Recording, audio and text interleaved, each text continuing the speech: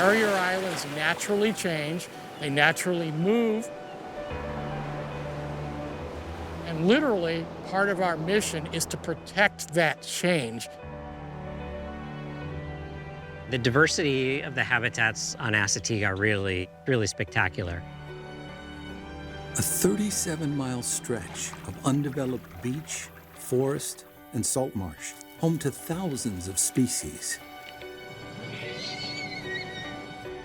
A pristine island paradise, nearly lost. It was going to be developed into a community similar to Ocean City.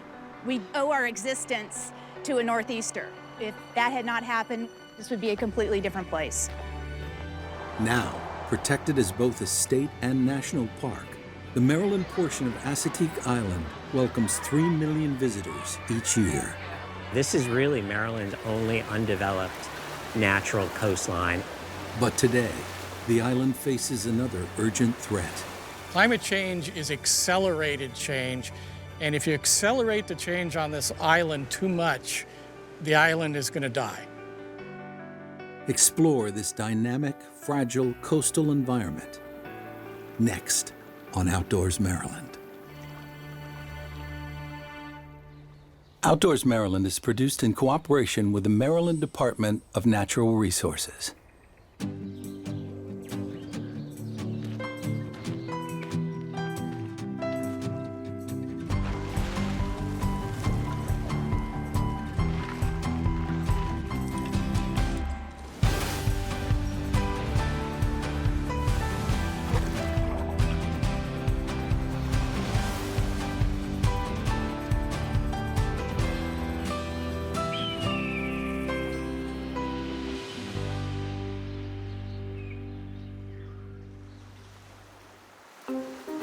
A steady March breeze glides across the Atlantic. On the horizon, a 167-foot vessel emerges from the mist and ventures brazenly close to a pristine shoreline. It pauses in the surf before its hull splits in half, and enough sand to fill 40 dump trucks empties into the water. My name is Barry Stahl, and I am the mate aboard the dredge Murden. We've dredged with this boat from Maine down to Port Mansfield, Texas, which is about 30 miles from the Mexico border. The Murden and crew are with the Army Corps of Engineers. Today, they're in Ocean City, dredging sand from the inlet at the south end of town and dumping it about 2 miles down the coast on Assateague Island's rapidly eroding north end. It acts like a vacuum cleaner. It sucks the sand and the water up, and it comes through the discharge pipe, the elbow there, and it puts it into this long manifold that runs the length of the hopper. Whenever we get a full load, the hopper actually splits open, and all the sand falls out the bottom, and we back up and go start and do it again. They work day and night for about a week, returning at least twice a year. Without regular dredging, sand would fill the Ocean City inlet, making it difficult for boats to pass. It's a heavy, coarse sand, so it fills up the hopper really quick. For these coarse granules, characteristic of mid-Atlantic beaches, the dredge Murden is just one stop in a journey that spans millennia. The smallest grains, fine and black, are magnetite, iron ore from ancient mountaintops in present-day Pennsylvania, New York, and New Jersey. As mountains erode, magnetite moves through the Delaware River Valley to the Delaware Bay, mixing with quartz and shell fragments along the way, before dispersing along the Atlantic coast. For millions of years, this pipeline has funneled sand to a network of barrier islands stretching from Delaware to the Carolinas. It's in these islands' nature to change, to shift westward, rolling over in submission to the relentless pounding of the wind and tides. The shoreline transforms slowly, except when it doesn't. Before 1933, Assateague was connected to Ocean City.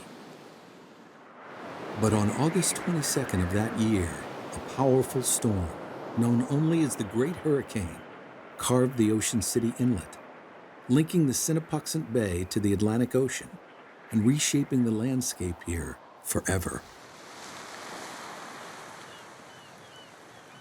To stabilize the newly formed inlet, the Army Corps of Engineers built rock jetties on each side. The only problem was sand could no longer move freely down the coast.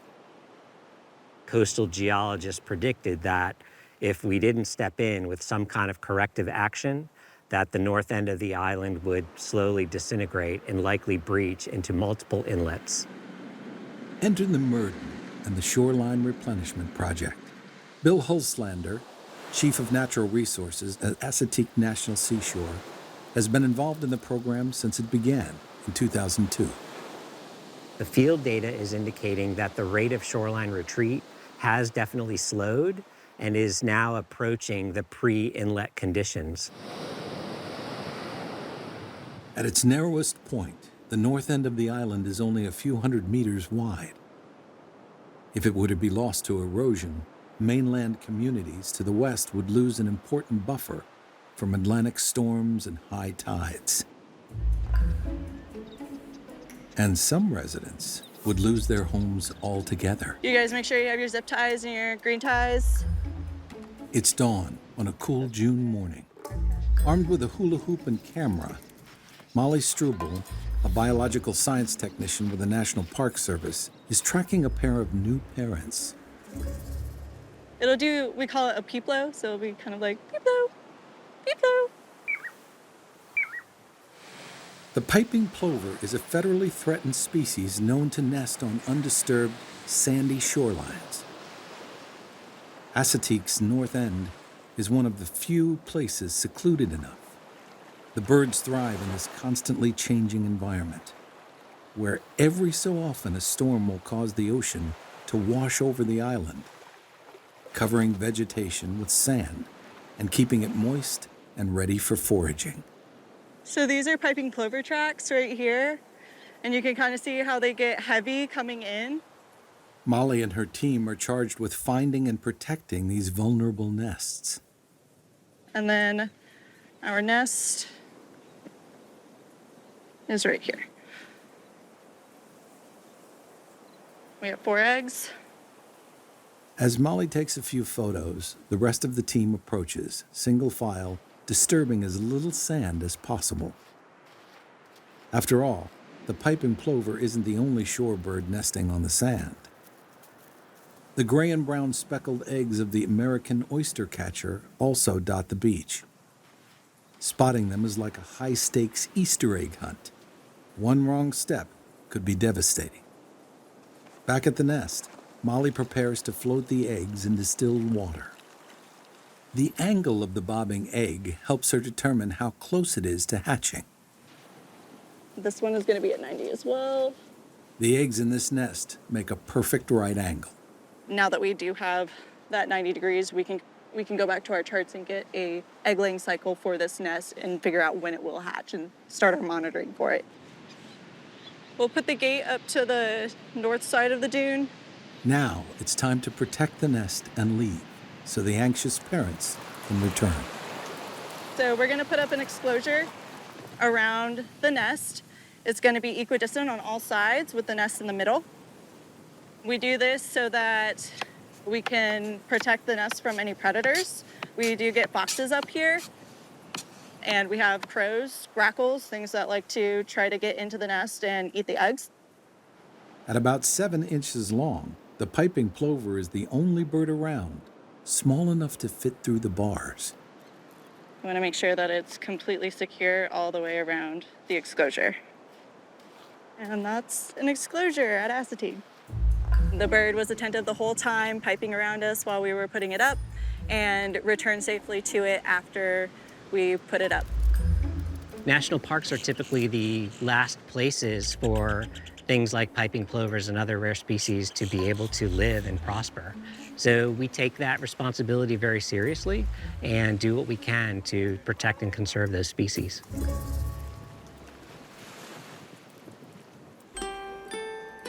Caught them during their nap, didn't we? Yes. Yeah. It may not be rare, but one species tends to steal the spotlight, no matter what it does. these are most likely all the females. These are, yeah, members of the same band, and typically a band is made up of all mares and then one stallion that keeps the mares together. And there is an offspring in there.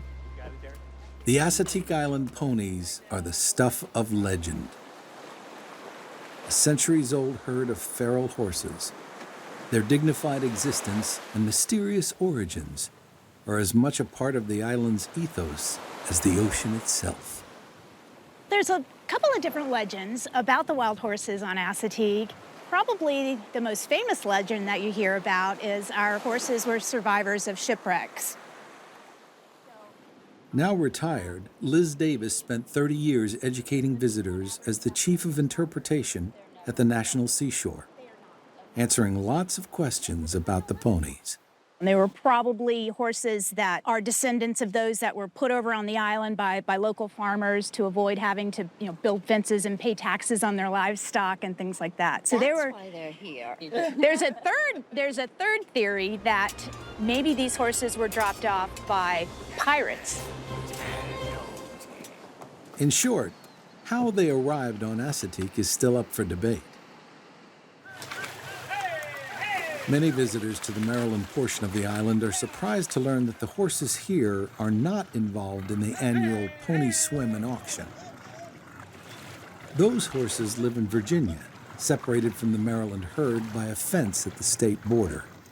But long before that fence, the ponies and even state lines, the earliest occupants of Assateague likely visited the area for hunting, fishing, and gathering. Our island names came from some of the local tribes in the area, the Assateagues and the Ginkatigues or the Chincoteagues. We know that they probably didn't have permanent settlements on the island, just maybe seasonal camps. The first permanent residences on the island were associated with the U.S. Life-Saving Service, a precursor to the Coast Guard founded in 1871. But as is the case for many windswept waterfront locales, Assateague soon caught the eye of developers. I'm taking a walk on Baltimore Boulevard. This is one of the last remaining pieces of evidence of the Ocean Beach community that was going to occur on Assateague Island in the 1950s and 60s. Marketed as the best and last of the great Atlantic Ocean beaches, Ocean Beach was promised to be affordable too. Houses were starting to be built. This whole area was divided up into about 9,000 different lots. Ocean Beach seemed destined to progress like its neighbor to the north, the paved and populous Ocean City. Then in March of 1962, a powerful nor'easter hit the coast. On Assateague Island, the effects of the storm were even worse than at Ocean City. All but the sturdiest homes were ripped off their pilings and often deposited far inland from their original positions. There was full moon. It was all the conditions came together, and the island really overwashed.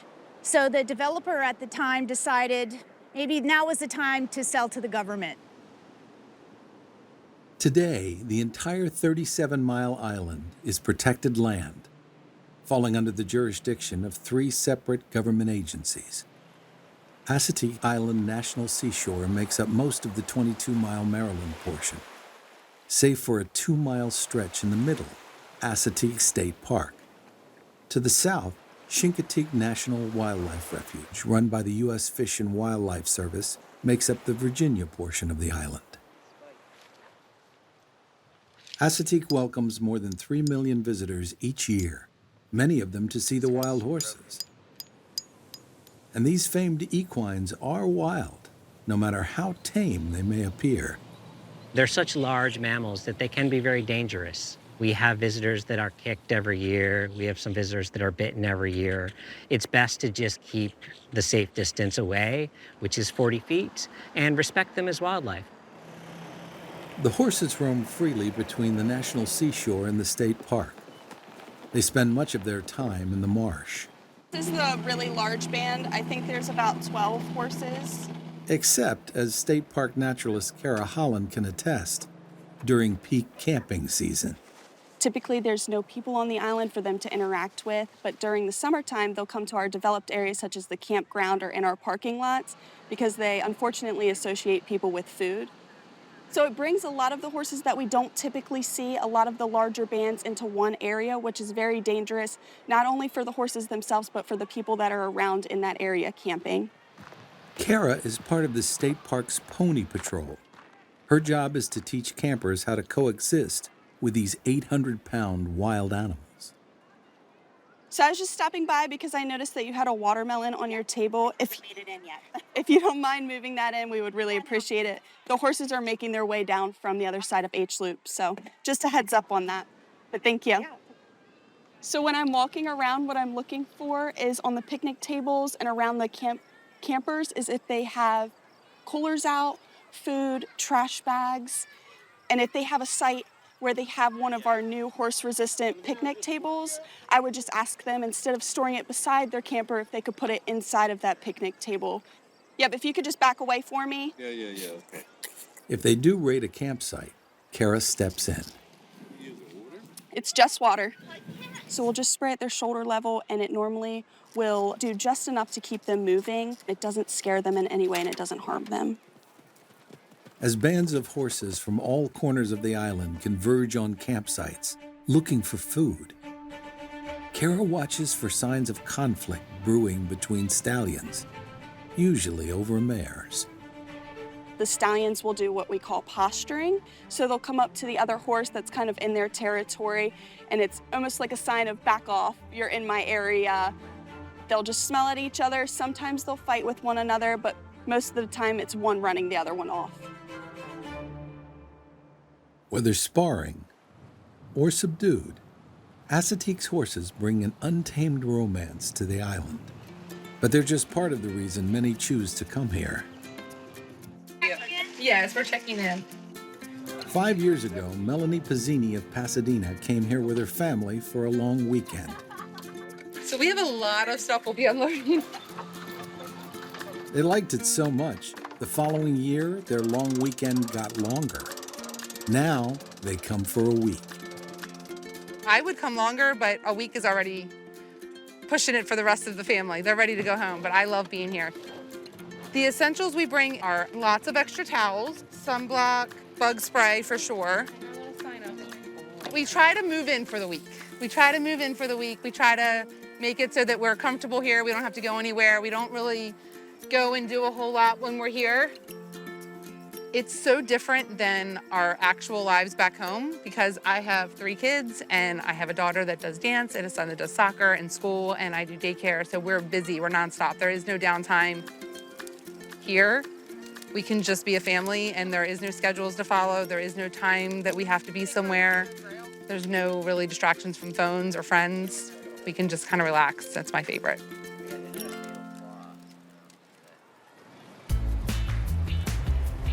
For those without the time or inclination to camp, the state park has a day-use beach that can fill up fast with surfers and sunbathers. But today, the excitement is further south, near the park's nature center. Looks like we got multiple little villages here. What is this horseshoe crab? Here, the spotlight is on sandcastles. What's this castle's name? Derek Koss is a Maryland Conservation Corps member, and Jen Bowers is a state park naturalist. Oh my goodness. But today, each has taken on a different title. Sandcastle judges, yes. So maybe we'll come back to these. It looks like they're still building the last claw. All right, you guys got 10 more minutes. We'll come back to you. That is really cool. Is that really a castle, though? Like, it is a sculpture. Typically, we're looking for things like how neat the structure is. What's the overall organization? You know, is it on a mountain? Is it covered by a moat, covered by walls? Does it like make sense? You know, is it a cohesive kind of overall structure? The moat worked and the ridge on the hill? Points for yeah. structural integrity. And how sound is the structure too? My only concern is how long this can hold up, you know? Like how long are we going to have to keep, you know, putting our workers to work, rebuilding. Yeah.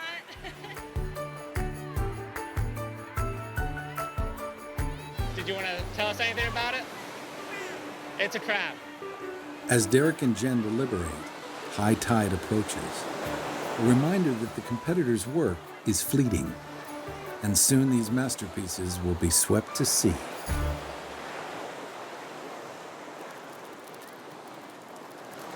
Of course, nothing is permanent here on Assateague, where the ocean must wash over the island from time to time.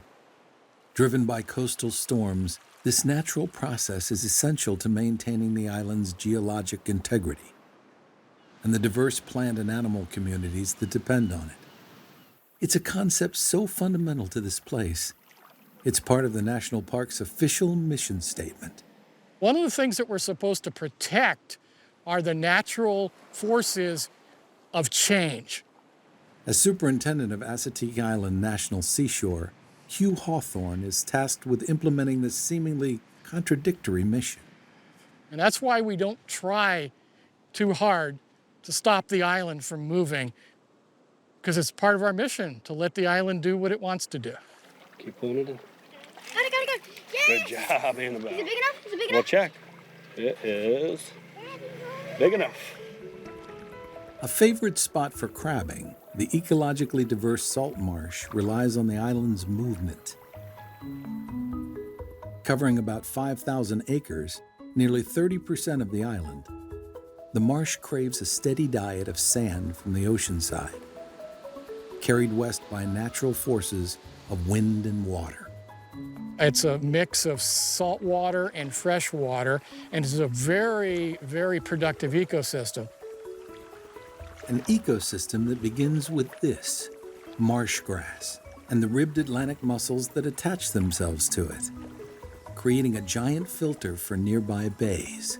That allows the base of the food chain, the phytoplankton and the small fish, to survive in large numbers, which feed the crabs and everything higher up the food chain.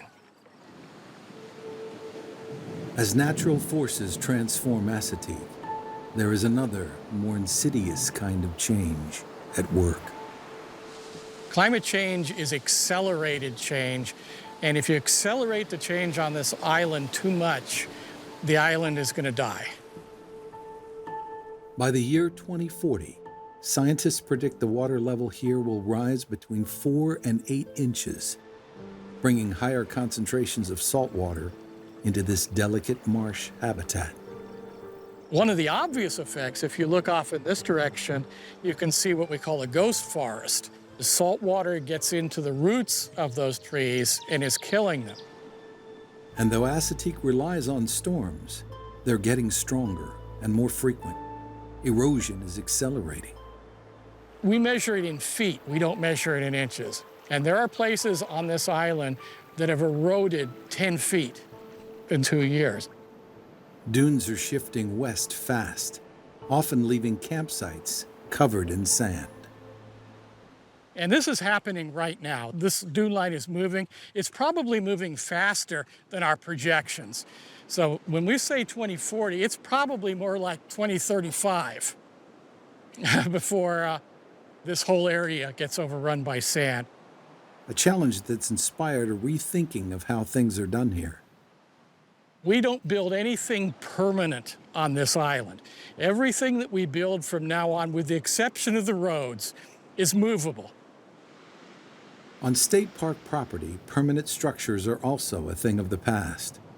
But the approach to the dunes is different. Rather than letting nature take its course, they're using fences to try to keep sand in place, testing different configurations at each campsite to see which shape, if any, makes a difference. Despite an uncertain future, Assateague remains an achievement in conservation and a place of hope. Today, it's the site of a triumphant farewell party for a pair of endangered Kemp's Ridley sea turtles. Hi guys! So this is a sea turtle. Hosting is rehabilitation manager Caitlin Bovary and her team from the National Aquarium in Baltimore. He's been with us at the National Aquarium for 6 months now. recovering from pneumonia and infections because of cold stunning. Assateague Island is a perfect location for us to release these sea turtles this time of year. The water temperature is exactly what we need it to be, and it's a really great, calm, natural habitat. It provides a safe space for those turtles to return to the sea where there's not as much activity in the area. If they survive, their yearly migration from Mexico to New England could bring them back this way again, though probably not to shore. But if they were to return, they wouldn't be the first visitors to yearn for more time on this island, where unspoiled beaches, ever-changing seas, and charismatic wildlife have charmed generations. And surely, Assateague Island will continue to captivate for as long as these shifting shorelines endure.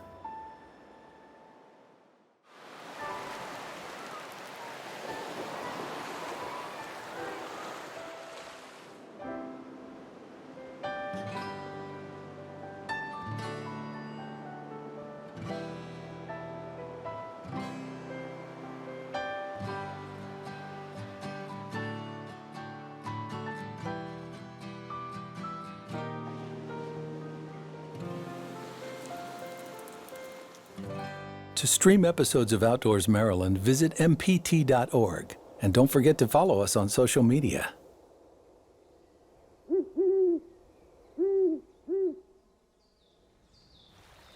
Learn more about Maryland's diverse natural resources at dnr.maryland.gov or download the official mobile app.